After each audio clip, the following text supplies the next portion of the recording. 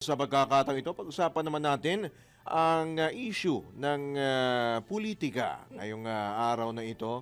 Hindi maiwasan eh. Hindi talaga maiwasan. Talagang sumusulpot talaga. Nakabilang linya po ng ating komunikasyon ang isa pong political strategist sa katauhan po ni Ginoong Alan Herman. Magandang umaga, Sir Alan. Welcome muli sa DWIZ Channel 23. Drew Nasino at Johnny Sir. Bañez. Morning, sir! Sir Drew, Sir John, magandang umaga po sa inyong lahat, sa lahat ng tagapagkinig. Medyo usong-uso na naman ang politika ngayon. Tama nga sinabi ninyo, sir. Gusto natin, trabaho lang, performance lang, kaya lang, hindi Hindi maiwasan. talaga maiwasan eh. Nasa gitna tayo ng Chris Ika. Unang katanungan, maraming Sir issue Alan. talaga. Po, Sir Alan, unang katanungan. Nakapag-full tank ka na ba? Pumila ka rin ba?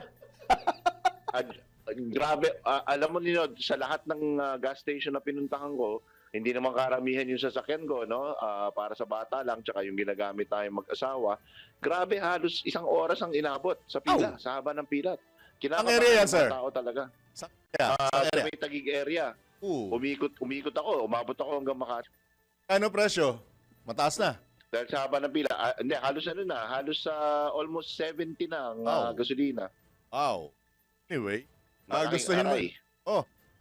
Sa ganyang mga pagkakataon, ika nga'y, kaya ba nating iset aside ang politikang usapin para ika nga'y mag-concentrate tayo sa mga ganitong mas malapit sa sikmura ng taong bayan, Sir Alan? Alam mo, Sir John, kaya kung kaya, pero dapat yung kaya, baliktad. Dapat nating isang tabi muna ang politika. Pero yung kaya, nako, alam mo naman ang Pilipino, tinawag tayo mga gluttons for punishment. Talagang sa gitna nitong mga kung ano-anong mga hakbang at mga pagsusubok na dumadating sa pang-araw-araw nating mga acts of daily living, tawag nila, politika pa rin ang pinag-uusapan, bangayan pa rin. Diyos ko, mga pinagsasabi sa pleno at sa mga komite at mga artista pa rin. Ang mga kasuutan ng artista ang pinagtutuntunan natin ng Sakit sa ulo, no? pansin. Ang sakit sa bang, Sir Alan, ano? Pero talagang ganun yata tayo eh. Mukha nga. Yeah. Ayan ang socio-cultural makeup natin. Talagang politics ginawa natin pastime. Binabanggit na rin lamang natin yung tungkol sa issue ng politics. Nasabi mo na para matalo or madaig ang isang Sara Duterte, yung term is Blue Ocean Strategy. Tama ba? Ano yung pagkakaano mo doon, Sir Alan? Yes, that's exactly my quote, no, Sir John. Kasi ang problema kasi sa Pilipinas tuwing presidential election, ang ginagawa nilang perspektibo ay parating continuity versus change. Sino yung nakaupo at sino yung papalit. So it's a continuity vote. Masaya naman ako, okay itong administrasyon na to, kung sino yung in-endorse nitong administrasyon na to, pamahala na ito, yan ang iboboto ko, versus yung bagong muka or the challenger. Talagang pag ganyan, pag ikaw ay ang continuity candidate, kahit titignan mo yung nakaraan natin, titignan mo yung political history ng Pilipinas, bihira manalo ang continuity candidate. Kung sino ang ini-endorse, yun ang talagang hindi nananalo. In fact, if you think about last election, very curious dahil overwhelmingly nanalo si Pangulong Bongbong Marcos Jr. Pero hindi siya in-endorse ni then President Rodrigo Roa Duterte. Hindi siya he didn't strictly get the endorsement of then President Duterte, no. So itong Blue Ocean Strategy na sinasabi ko, tanggalin upang matalo ang isang Vice President Inday Sara Duterte sa halalan, because she is presenting herself obviously as the change candidate. You cannot, hindi na pwedeng i-frame sa ganong klaseng pag-iisip ang labanan dahil wala na talagang pag-asa pag continuity change ang mindset mo. Kailangan the way to beat her, at least ideally, at least para may fighting chance, gumanda-gandang boxing ng konti, ay mag-introduce tayo ng bagong elemento. No longer continuity, no longer change, but perhaps a third force of somebody who will bring a new mindset into the equation. Yung parating ang usual term dyan, third force. May nakikita ka, Sir Alan, sa ngayon? Siyempre, ang fino-float na pangalan is really yung dating Pangulo, dating Vice Presidenting si Leni Robredo. Yan talaga yung sinasabi nila that if you get the one that got away, the supposed Totga na si Leni Robredo, tapos suportahan, hindi not necessarily endorsehin, ngunit suportahan ng makinarya at resources ng pamahalaan, baka may fighting chance. Yan ang magandang boxing. And ayon sa mga numero, mukhang yun talaga yung pinaka malapit na laban. Hindi naman sa sinasabi kung kaya niyang talunin or sure win na si dating Vice Presidenting Leni Robredo. Hindi ko po sinasabi yun para sa mga manonood. Baka ma-flame tayo eh. Baka ma-troll tayo ng katakot-takot. Ang sinasabi ko lang, that represents the best chance. But since nagbitaw na ng salita si Leni Robredo na talagang wala siyang ka-interest, they're now trying to shift it to Senator Risa Ontiveros, for example, na hindi mo naman iisipin na Marcos candidate yan in any way, shape, or form. Pero kung suportahan ng administrasyon ng isang kandidatong not traditionally administration, yan yung Blue Ocean Strategy. Pero Alan, di ba, historically, kapag, kasi kung may mga nag-take ng second chance para tumakbo ulit sa pagkapangulo, hindi na nanalo. Let's say, From BP. di ba? Yung limbawa, kung tumakbo ka noon na pagkapangulo tapos uulitin mo pa uli, historically, walang ganun, di ba? Walang nananalo na ano eh. And coming from a VP, Wala pa ako. bihira. Wala pa ako. You're correct in saying that, no, historically. But then, a very strange time we live in, mga boss, di ba? Kakaiba tong sitwasyon natin ngayon dahil if you think about it, si Vice President Sara Duterte naman ay parang analog ng kanyang ama. So, if you think about it, she is also like, it's as if PRRD was running again by proxy. So, 0.0? 0.0 ba? 2.0.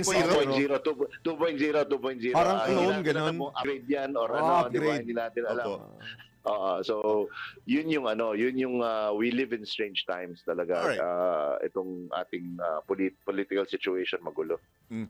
Nakikita mo ba na gagalaw ang administrasyon, gagalaw ang kasalukuyang administrasyon to the point na makipag-alyansa sa mga hindi dapat or hindi inaasahang alyansa just to come up with a nominee, kandidato, ibabangga kay VP Sara? Kasi wala tayong nakikitang bago, as in bago.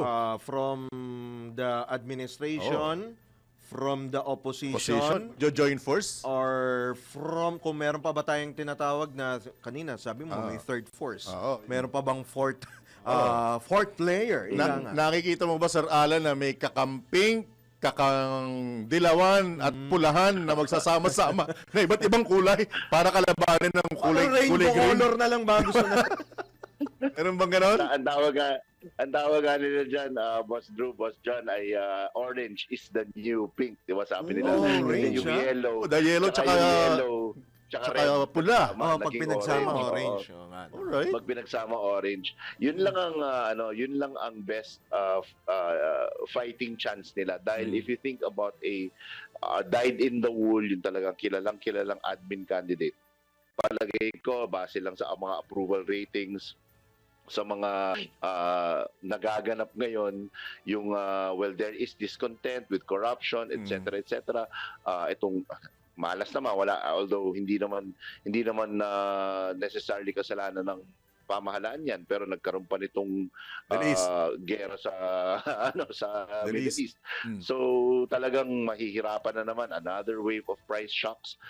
So if you take a traditionally admin candidate, palagay ko mahihirapan silang ibenta. So kailangan alyansang ganyan kung if they want to stand a chance. Ika nga. Isa pang controversial ngayon is yung pinupush na impeachment na syempre nasa konstitusyon yun. Yung numero, Sir Alan, makukuha ba if ever na umabot sa Senado itong impeachment complaint na to? Magbago yung numbers. May makikita ka bang pagbabago o pag-ihip ng ibang hangin sa kaso ng impeachment? Maganda yung pagkaka-praise ho ni Boss John sa mga nakikinig. No? That's the best way to frame it. The numbers both in Congress and in Senate. Kasi iba po yun. Isipin mo natin, ang Kongreso ang magtutulak lang ng impeachment complaint for the Senate to be judge presiders. Sila po ang magiging, ang kailangan mo for conviction, numbers sa Senado. Ang kailangan mo for impeachment, numbers sa Congress, lower house. Magkaiba po yun. Tingin ko sa lower house makakakuha sila ng numero. I'm confident of that. The vote last time was 54-10. 52 na lang ang kailangan upang maiangat yan sa Senado. Now, as far as magbabago ang boto, kung kayo naman po ay pro-admin, halimbawa you're taking it from the lens ng isang taong pro-admin, siguro ang inyong inaasahan ay habang nagkakaroon din yan sa Justice Committee, lalabas ang talagang mga nakakagulat na ebidensya laban kay Vice Presidente Sara Duterte na talagang ilalabas yung mga bank accounts, ipapakita yung, tapos may Madriaga testimony, tapos ipapakita yung kanyang talagang lifestyle and unexplained wealth, mga deposits na umaabot ng billion di umano'y.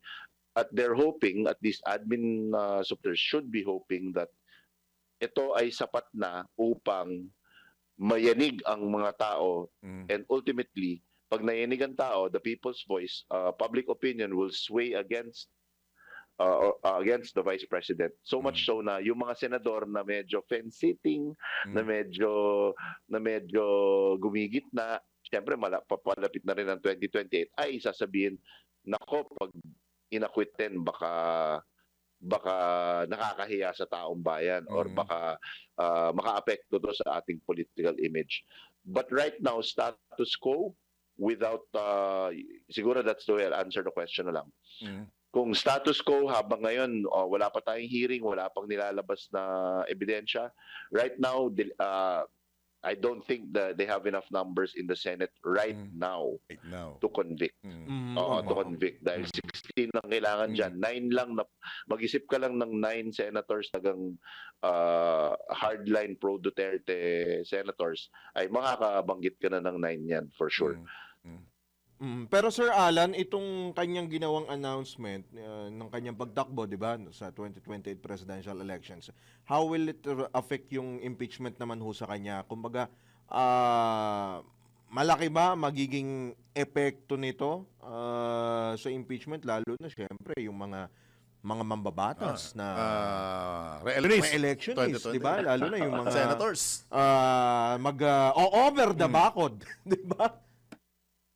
Hindi lang over the bakod, Tatalunan talaga. Bakod. Oo, talagang parang hinahabol sila ng mga aso ni Satanas papuntang bakod dahil syempre talagang ganun, sila dahil nag-announce na ang 19 months na lang. Siguro they're doing the political calculus in their heads. Ang pag-announce ni Vice President Inday Sara Duterte, sa tingin ko, dalawa yan. Ang tawag natin dyan, muscle flexing. Nag-muscle flex ka lang para ipaalala dun sa mga kongresista at sa mga senador who will ultimately decide this impeachment fate. No? Na, teka, 19 months na lang, mga kaibigan. Pag ako nakaupo na dyan, baka hindi kayo matuwa. Alam na this. Parang kinalabit no? Kinalabit, no? Ganun. Parang paalala lang. Kalabit lang, di ba? Medyo, hindi nga kalabit parang parang elbow nga. Naniko na. Naniko na, di ba? Alam mo, ang bilis ng 19 months. Baka hindi ka matuwa sa mga ginawa o hindi mo ginawa kapag ako na nakaupo. That's one, muscle flexing. Another one is sinubukan nilang maglagay ng tinatawag nating narrative anchor.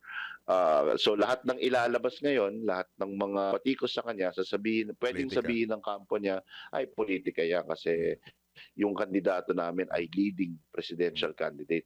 Lahat ginagawa upang bakbakin siya. Another thing, yung mama sa ICC. Ang bagay yun, Sir Alan.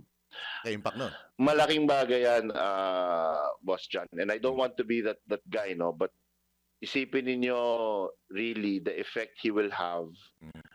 Kasi that really represents a very, very huge chess piece para sa administrasyon kung ikaw ay pro-admin. Kasi kung yan ay na-convict ng ICC, may sympathy votes yan. Pag yan ay na-acquit, which doesn't seem to be likely naman, pero pag yan ay na-acquit, nako, conquering hero. Hello. Pag may nangyari sa kanya na ayoko Maganda. namang sabihin, something untoward, wow, that's it. He will be martyrized. So, magiging martyr yan. Rebulto sa Luneta ang mangyayari dyan, or sa Davao, for that matter. So, it's really a game changer. Very big political consideration yan. Inflection point ang tawag namin dyan. Right, Sir Alan, baka nasa yung pagkakataon, baka may karagdagan ka pang mensahe, lalo sa mga hindi pa rin nakapag-iisip ko anong dapat gawin. Mga panawagan. Panawagan pa sa ating mga kababayan. Ayaw man natin mamulitika, pero that's it. Paano pang karagdagan, Sir Alan? Siguro po, panoorin natin itong mga impeachment trials with, kasi alam naman natin political exercise yan mostly. It's not a judicial exercise, it's not a political exercise.